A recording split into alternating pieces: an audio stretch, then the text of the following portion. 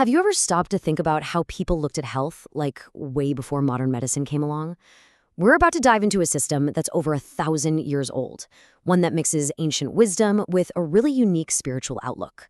It's called Tibb an-Nabawi, or Prophetic Medicine, and honestly, it gives us a fascinating window into wellness, balance, and the body's incredible power to heal itself.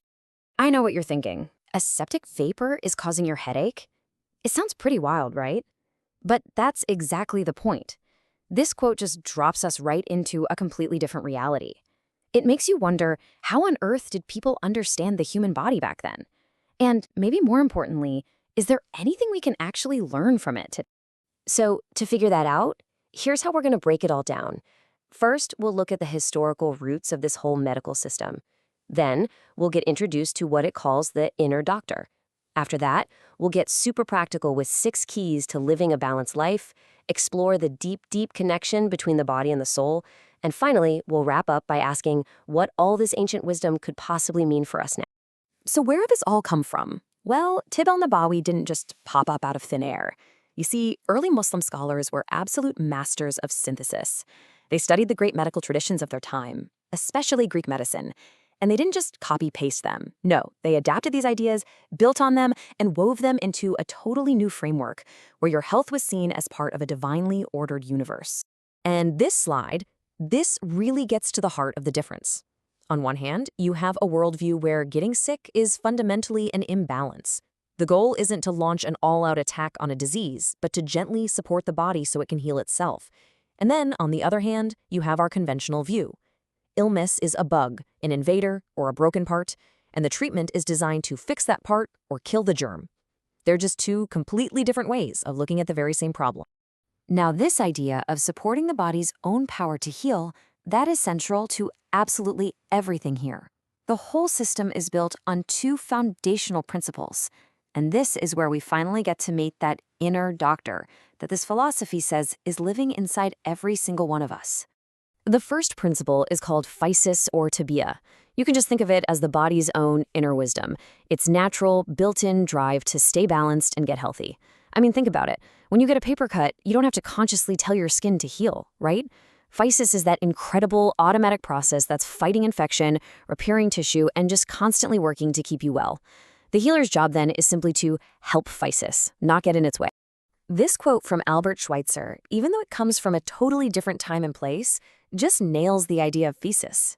See, healing isn't something that's done to you. It's a process that happens within you.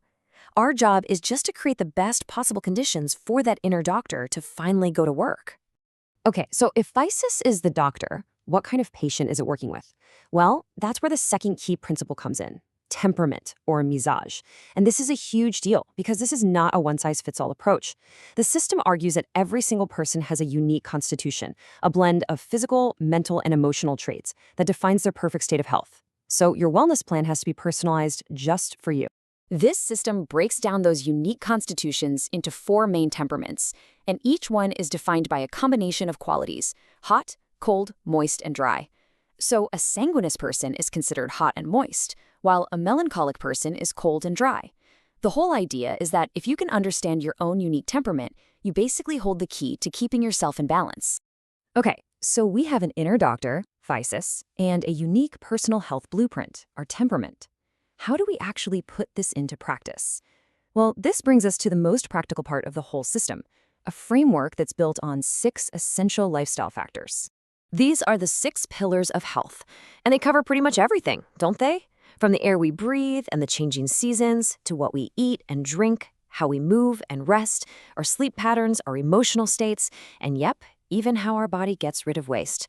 The goal is to manage each one of these areas in a way that supports your specific temperament. And the guiding rule for managing all these factors is the principle of balance through opposites. It's actually beautifully simple. If your temperament has a little too much heat, you look for things that are cooling. If you have too much dryness, you introduce moisture. Health isn't some static goal. It's a dynamic state of equilibrium, and you're always making these little adjustments to maintain. Let's make this really concrete with food. Say you have a bilious temperament, which is naturally hot and dry. Well, if you eat a lot of chicken and garlic, which are also considered hot and dry, you could actually throw yourself out of balance. So instead, you'd want to lean towards foods that are cooling and moistening, like cucumbers and watermelon, to bring everything back into harmony.